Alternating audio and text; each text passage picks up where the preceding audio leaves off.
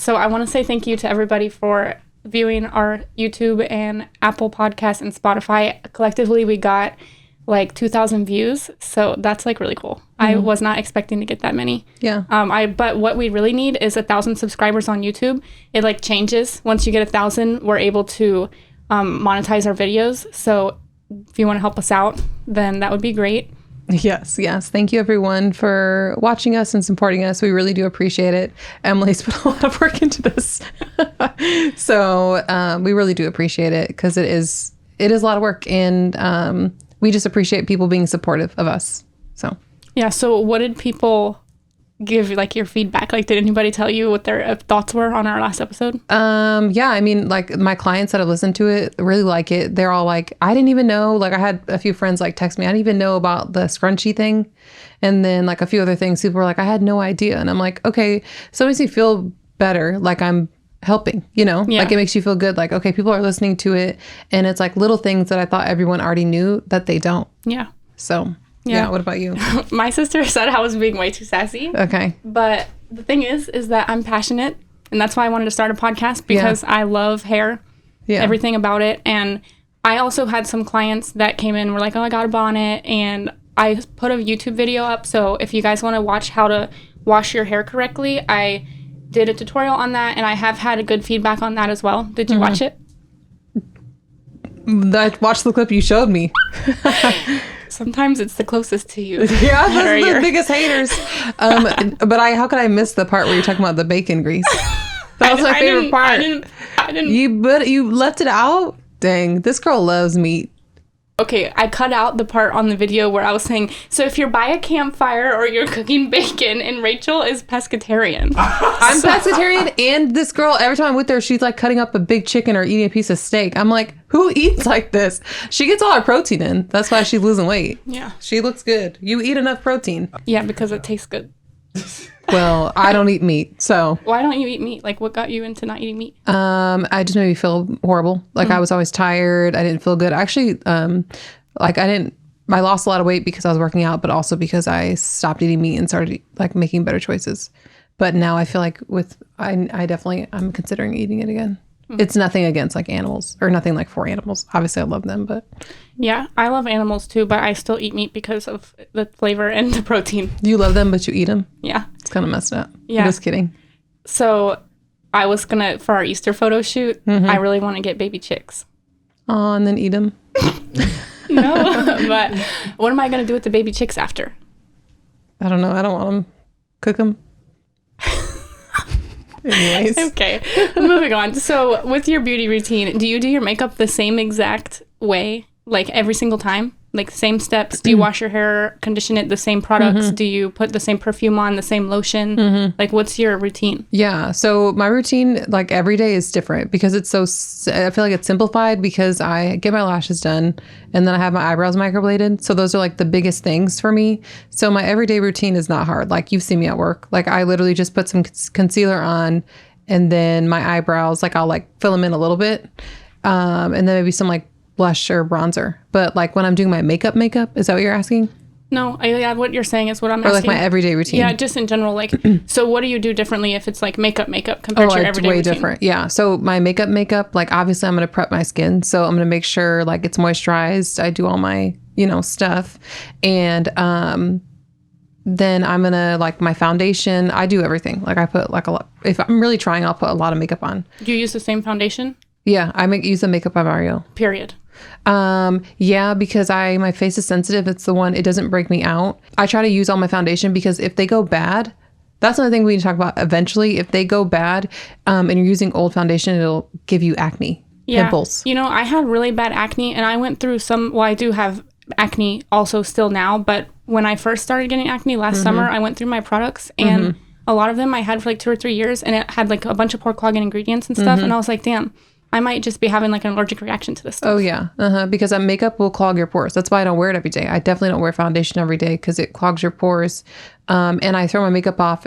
Most of them have a 12-month. Any makeup after 12 months, you need to throw it away. Yeah, because on the back of your makeup container, it'll have a little number inside of like a thing that looks like a tuna fish can with the lid popped. It's like is it? Oh, yeah. That's kind of what it looks like. Why would you? That's so funny. I never thought about it. Yeah, that tells you how long it lasts. So, yeah, I use the same exact one. It's Anastasia Beverly Hills. No. Oh, I never used that. No. It's Estee Lauder. Estee Lauder Double Wear Extra Full Coverage. Like, there's another tube that's not the glass jar. It's like in a blue and gold squeezy tube, and that literally covers my acne. But you can't even see that I have it besides the texture. So that's my holy grail. Good. Okay. Yeah. But I don't like to waste. So, like, the reason I was asking about what your beauty routine is like, I will... If I'm going to go to the beauty supply store and want to try out a new conditioner or something like that, I will use all of the products I have, like, in rotation. Right. But that's what I wanted to talk about is if you come into the salon and you have dry hair, and then I ask, oh, so do you have any deep conditioners or oils? And you're like, oh, yeah, I think I have a couple under the sink. Why aren't you using those? So any oil or any conditioner is good. You should just use it until it's empty. Unless you have negative side effects to it, like... If you had a reaction to it or something like that, or it's weighing down your hair, then don't use it. But if you're like, say you're not seeing a difference in your hair, you should use that until it's gone. Because we can still see a difference at the salon. Like maybe your hair is less frizzy, or it's more shiny, or your color is lasting longer, or your hair's not breaking off in foil. We notice those things that you might not notice day to day. Most of the time, though, isn't it better for them to, like, when, like you're saying, like, because obviously when you buy drugstore shampoo, conditioners, all that stuff, they're like, oh, I bought this. It's so good. My hair feels so good, but it's coating the hair instead of, you know, a product that is probably good and doing long term better for the hair. Yeah. Drugstore products, I'm not very educated in. But I think a lot of them just coat the hair. That's why the people buy them. So like, my hair feels so good. And I'm like, well, it's not actually doing anything for your hair.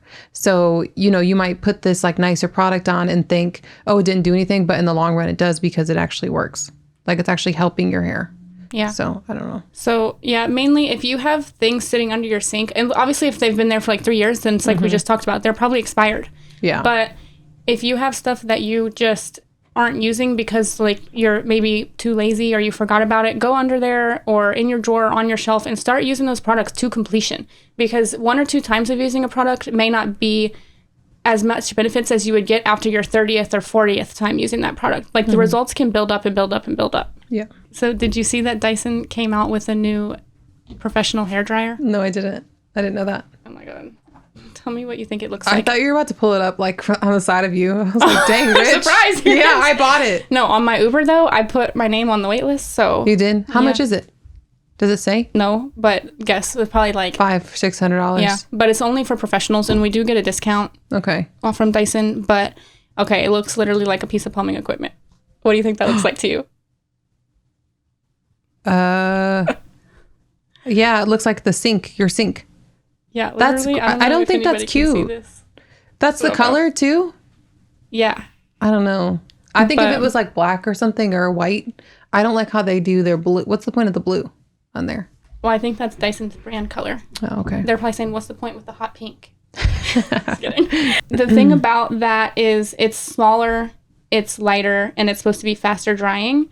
It's exclusively sold to professionals. I don't know if that's going to be the new Pro dryer, but one thing that people might not know is that the Dyson Pro is actually different than the Dyson Consumer. Did you know that? Yeah, I knew that. Yeah, so the differences are that the Dyson Pro has an 11-foot cord, where the consumer version is a shorter cord, because for us, we need to be able to walk around the chair and get just a longer cord. It's easier for us. Whereas at home, you might want a shorter cord for easier cable management. The professional Dyson also has a more narrow concentrator.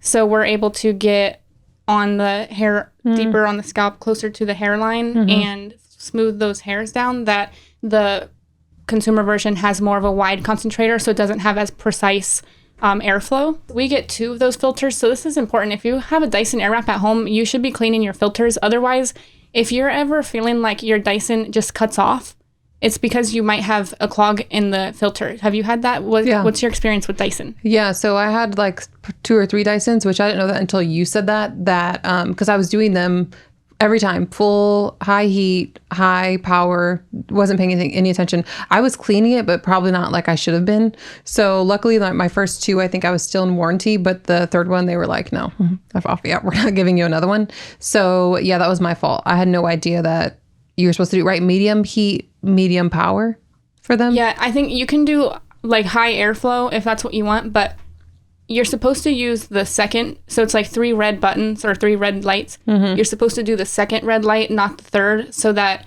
the third is like if you're trying to do like a finishing, it'll like you'll heat it up super hot and then you'll hit the cool shot and it'll like set the curl better or whatever, the blowout. Oh, okay. But sometimes the Dyson can overheat. So there's Dyson technology that once the sensor senses that it's too hot, it cuts off. Yeah. So sometimes it might be cutting off because it's overheating because the filter's not clean. So it's all like a trickle down effect. So cleaning the filter pretty much on any blow dryer is really important, but especially on Dyson. If your Dyson is always cutting off, you need to clean the filter and it might fix the problem. So this leads us into today's topic, which is Dyson Airwrap. So raise your hand if you have a Dyson Airwrap under your sink or on your vanity that you got a year ago for Christmas, last year, or 4 years ago, and you've never even opened the box. We need to fix that. Dyson Airwrap is an amazing tool. So the thing that I see most of my clients having an issue of is either they don't know how to use the attachments or they are using the attachments and they're having way too high of expectations on the tool. At the end of the day, the tool is a blow dryer. It's not a curling iron.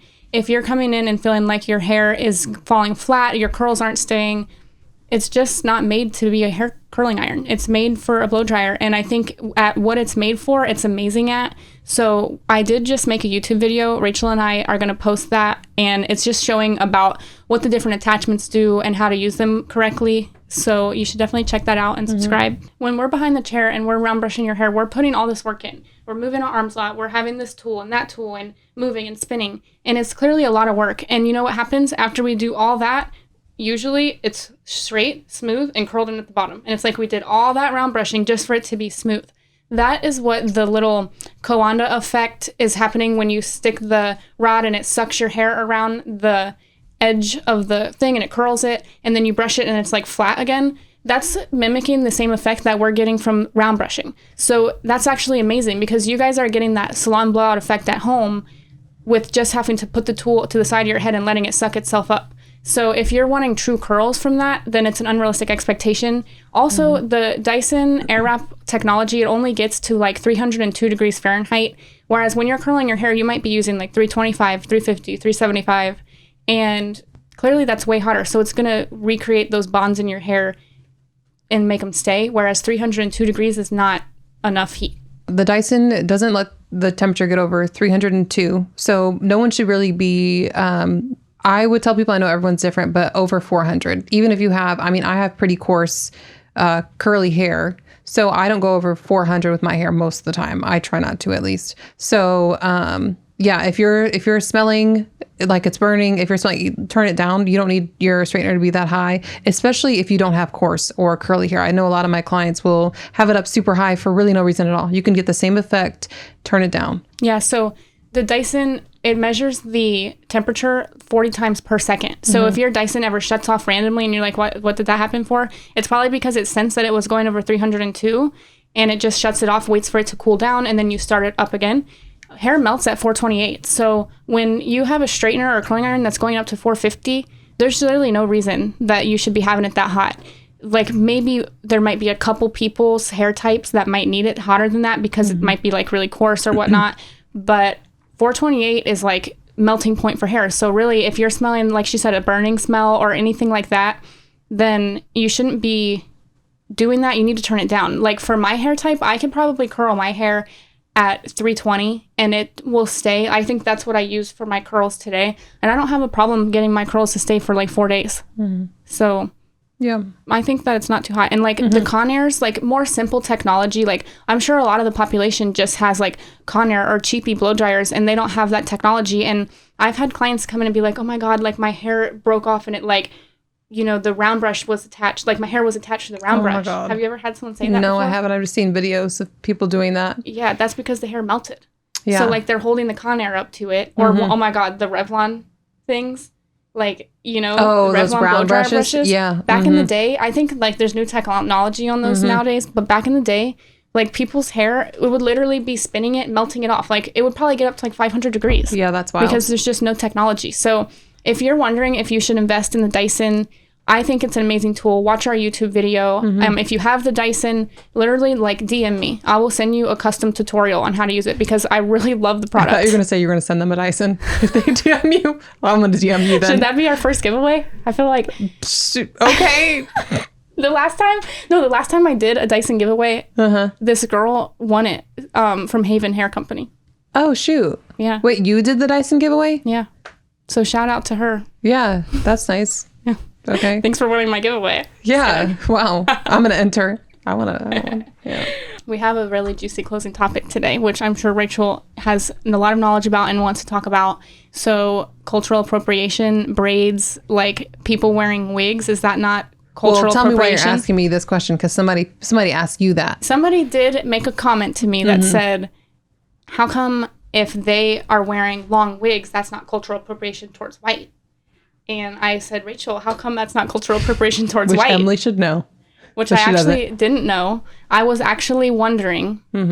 I did wonder, okay, if it's cultural appropriation for braids, why wouldn't it be cultural appropriation for like Remy hair wigs? It goes both ways. So Rachel delighted Please elaborate me. In honor of Black History Month. Yes. Yeah, no, that question only bothers me when it's asked, like how you're just asking, like, I want to know, is like sweet and nice. And I like that. I don't like when it's asked like a person is trying to prove a point, like, how come we can do this and they can't do that? You know, because that's why yesterday I was getting like, what the heck, you know?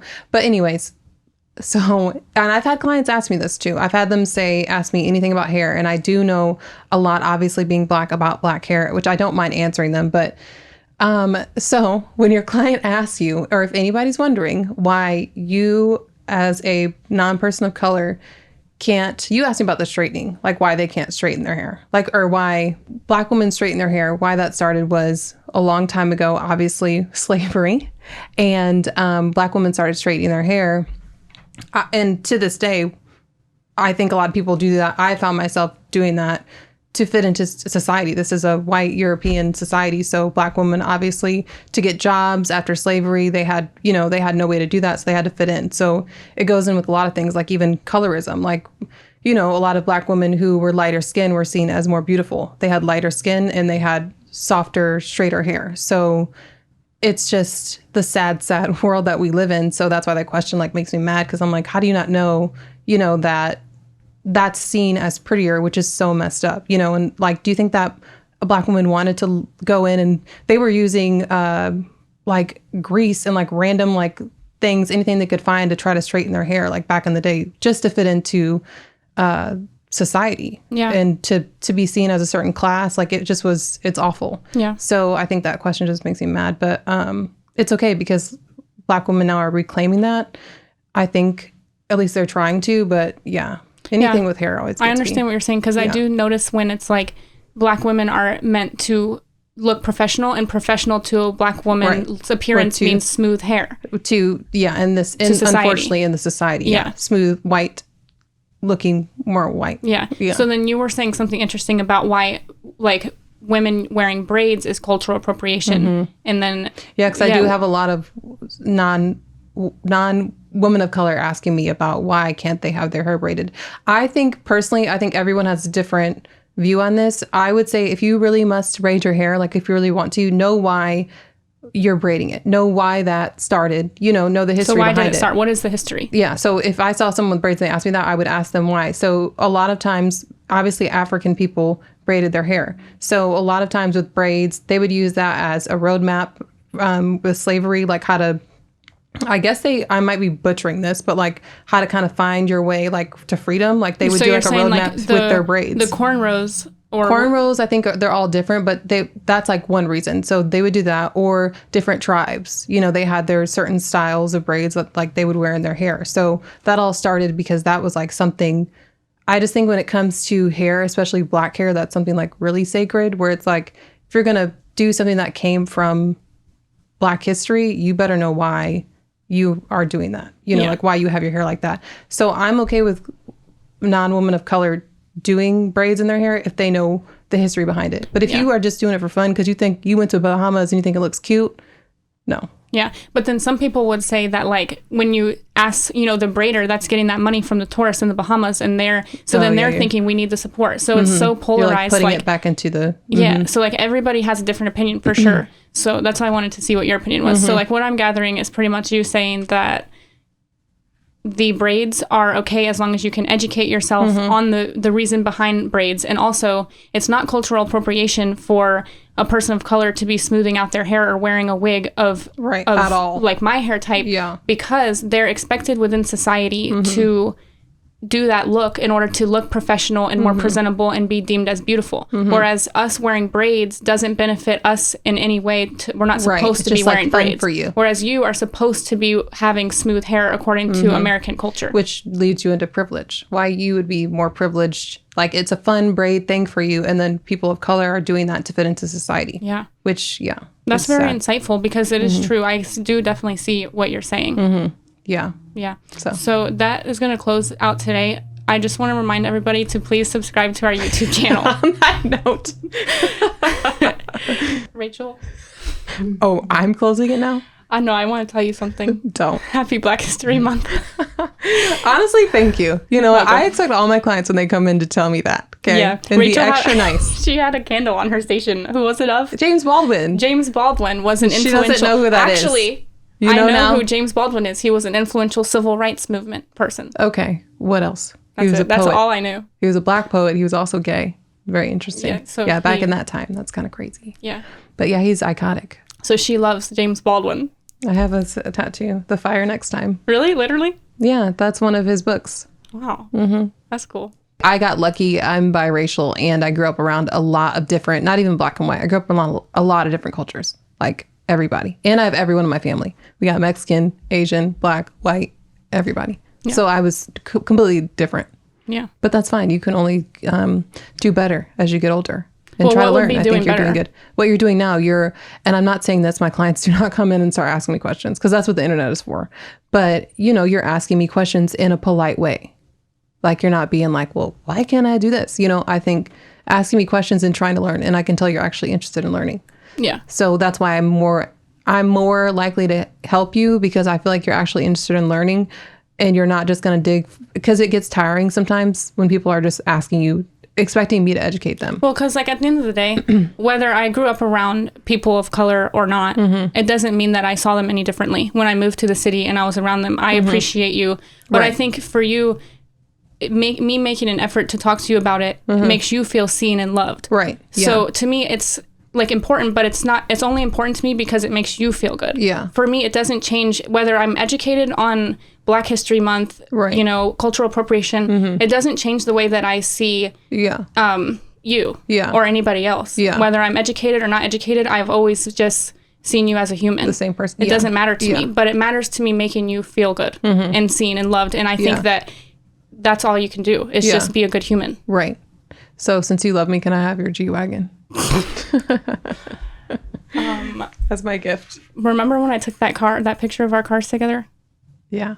So your G-Wagon and my G-Wagon will be the before and after in like 6 months. Mark my words. I receive that. Please, God. Please. Please. G-Wagon for Rachel. In black. All black. Really? Matte black? Yeah, I love all black. Oh my God, like a little his and hers moment. Yeah, like I know. Hers and hers. And yours is white and mine is black. Oh my God.